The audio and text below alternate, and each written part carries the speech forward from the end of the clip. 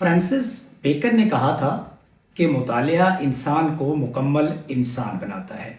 क्या ये बात वाकई ही दुरुस्त है? किताबें क्यों पढ़नी चाहिए? इनसे क्या फ़र्क पड़ता है? ये हमारा आज का मौजू है। किताबें हमें मुख्तलिफ़ ख़यालात, नज़रियात और नई बातों से रोशनास करवाती हैं। तो क्या जो फ्रांसिस बेकन ने ये कहा था कि मुतालिया एक इंसान को मुकम्मल इंसान बनाता है, ये किस हद तक ज़रूरी है, ये किस हद तक रेलेवेंट है, ये किस हद तक बात दुरुस्त है? पहली बात यह है कि किताबें हमारे इल्म में इजाफ़ा करती हैं, हमारे होराइज़न को वाइडन करती हैं, हमारे नुक्ता नज़र में उसको रिफ़ाइन करती हैं और हमें बताती हैं कि इल्म की बाउंड्रीज़ क्या हैं, हम कितना जानते हैं और कितना नहीं जानते। क्योंकि जानना इतना शायद इम्पॉर्टेंट नहीं है, लेकिन ये जानना बहुत इम्पॉर्टेंट है कि हम क्या नहीं जानते हैं। इसी के साथ जुड़ी जो दूसरी बात है कि किताबें क्यों पढ़नी चाहिए, तो किताबें पढ़ने से हमारे अंदर तनकीदी सोच फ़रोग पाती है। हम चीज़ों को क्रिटिकली देखते हैं और क्रिटिकली देखते हुए हम उनका जब एनालिसिस करते हैं तो हम उनको एनालिटिकली क्रिटिकली उनका जब तज्ज़िया करते हैं तो हमें जो सरफेस पे चीज़ें नज़र आती हैं, जो एपरेंटली चीज़ें नज़र आती हैं, हम उनको गहराई के अंदर भी देख सकते हैं।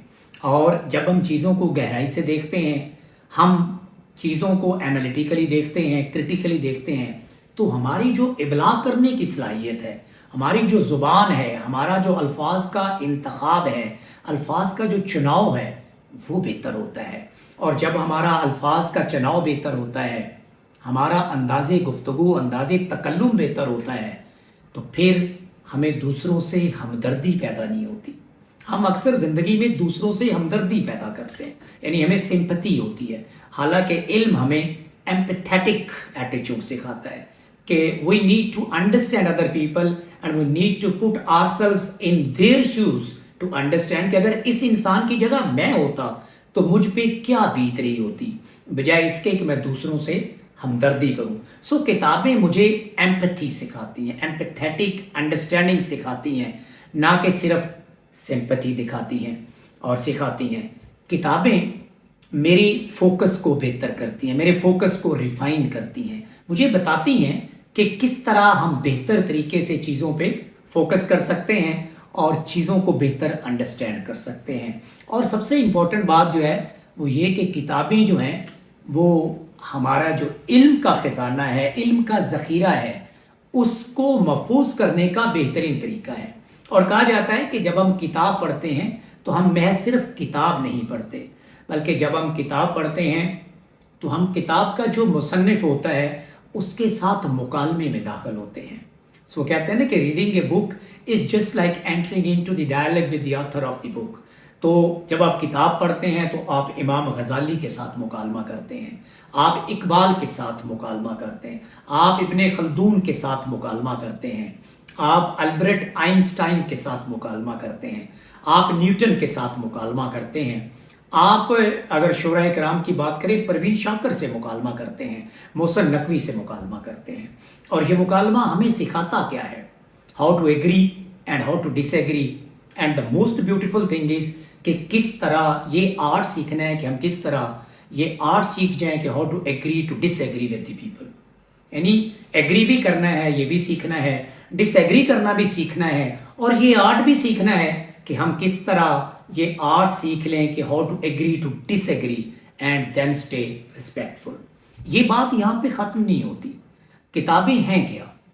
किताबें ज़ाहिर है एक डाटा इंफॉर्मेशन से तरतीब पाती हैं। तो डेटा रॉ मटेरियल होता है। डेटा को जब हम प्रोसेस करते हैं, एनालाइज करते हैं, तो उससे इंफॉर्मेशन मालूमात जन्म लेती हैं। मालूमात का जब हम तज्ज़िया करते हैं, उनको हम एनालिटिकली क्रिटिकली देखते हैं, परखते हैं, तो उससे इल्म जन्म लेता है। इल्म जब जन्म लेता है तो इल्म की मुख्तलिफ हकीकतें हैं। How real is real, what we think is real. इल्म जो है उसकी अपनी हकीकत है। और इल्म की हकीकत क्या है? इल्म कौन सा क्रेडिबल है, कौन सा क्रेडिबल नहीं है, किसका इल्म बेहतर है।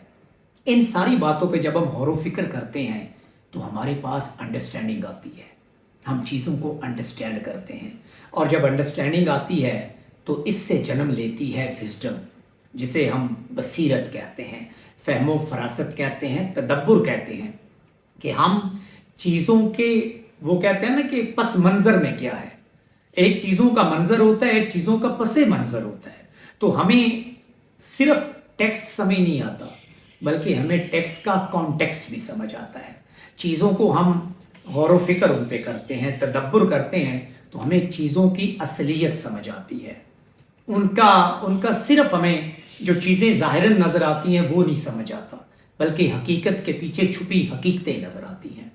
تو جو پہلی بات میں نے کی تھی کہ فرینسس بیکن نے کہا تھا کہ مطالعہ ایک مکمل انسان بناتا ہے۔ کیا آپ مطالعہ کرتے ہیں اور کتنا مطالعہ کرتے ہیں، یہ آپ کے ہاتھ میں ہے، اور اس بات کا فیصلہ بھی آپ خود کر لیں کہ اگر آپ مطالعہ نہیں کرتے تو آپ کہاں کھڑے ہیں، اگر مطالعہ کرتے ہیں تو آپ کہاں کھڑے ہیں، کیونکہ مطالعہ ایک مکمل انسان بناتا ہے۔